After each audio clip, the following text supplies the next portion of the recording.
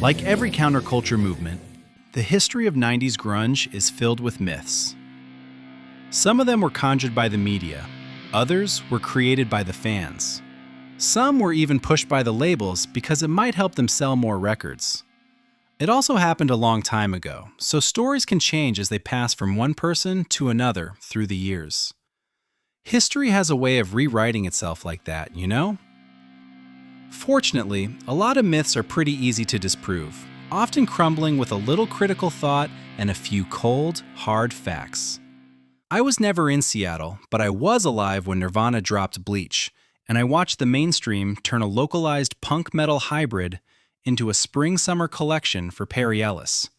So I know a little bit about the time period when this all happened.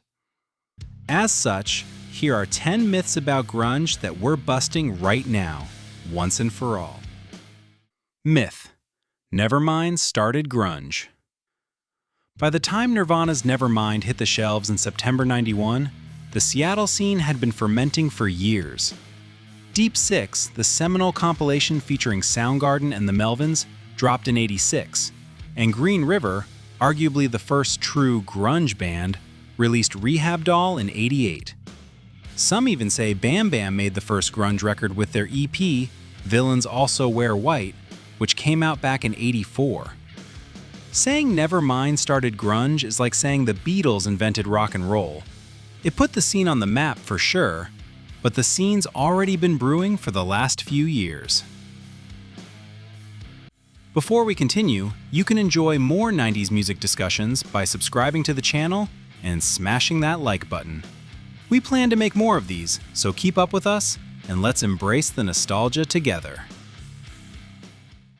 Myth: Pearl Jam were corporate sellouts and Nirvana were pure punks.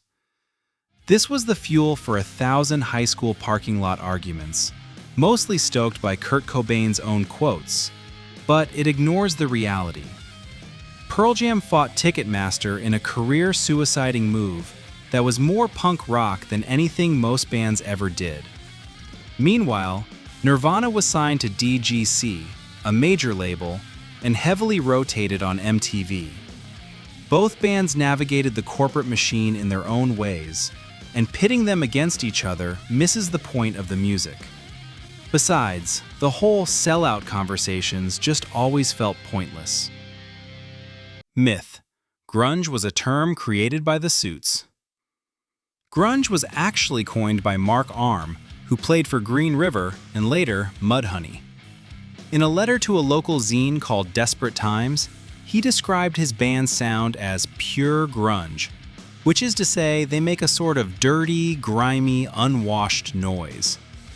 No one made much of it until Sub Pop Records picked up the term and started using it in their catalogs to describe the sludge-heavy sound of bands like Tad and the Melvins. It was from there that media found it and plastered it all over, making it the official name for the Seattle scene. Myth: It was strictly a boys' club. While the Big Four were all male, there were women in the Seattle scene that were absolutely foundational to the aesthetic and the ethos that defined the period. The Gits, for instance, were fronted by the late Mia Zapata, whose raspy, soulful vocals really helped set the band apart in the grunge scene. While other staple Seattle acts like 7 Year Bitch, Hammerbox, and Bam Bam all had female members. Beyond Seattle, bands like L7 and Babes in Toyland also exerted heavy influence in the sound and angst of that early 90s rock that people collectively termed as grunge. Myth: Flannel was a grunge fashion statement. This one's not really a surprise. We mean, it's the thing that lumberjacks wear. Before Marc Jacobs put grunge on the runway in '92, flannel wasn't a look, it was merely a survival necessity in the Pacific Northwest. Seattle is cold and damp, and thrift stores were selling Pendleton shirts for 50 cents a pop. People in the area wore them because they were cheap and warm, with bands using them to keep from freezing in unheated garages. It certainly wasn't any kind of fashion statement. Myth: Grunge killed hair bands overnight. The narrative that hair metal died the second Smells Like Teen Spirit aired makes for a dramatic image, but not completely true. While acts like Poison and Motley Crue definitely took a hit, other bands like Skid Row, Slaughter, and Firehouse came out with some of their most successful material in the early 90s, often sharing shelf space in the record stores with some of the grunge acts. Heck, there were even some hair bands that debuted in the decade. Simply put, hair bands didn't go away overnight, but they certainly had a much harder time once grunge took over. Myth. Kurt Cobain wrote Hole's Live Through This. This is the most sexist, insidious myth in the canon, and it needs to be buried. Courtney Love and Eric Erlandson wrote that record, and you can hear the distinct evolution from Pretty on the Inside to Live Through This if you actually listen. The songwriting structure, the lyrical themes, and the melodic sensibility are distinctly Hole.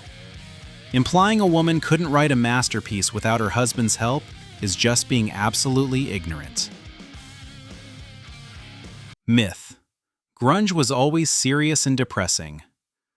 Sure, Lane Staley and Eddie Vedder dealt with heavy themes, but the scene had a massive streak of sarcasm and goofiness.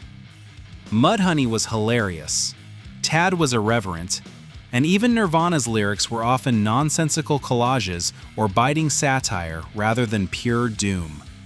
Simply put, there were some brief moments of levity in between all the brooding and self-serious musings.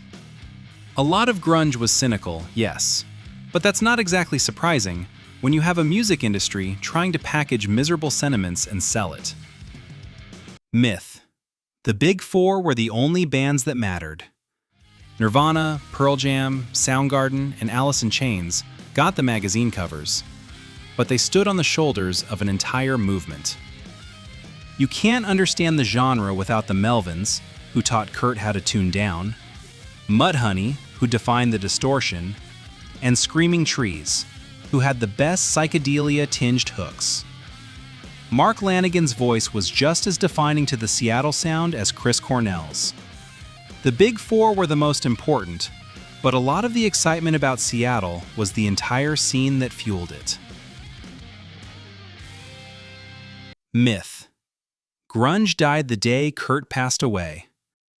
The passing of Kurt Cobain in April '94 ended Nirvana, but it didn't end the story right on the spot. Soundgarden released what many consider their masterpiece, Super Unknown, a month prior and rode it through '94.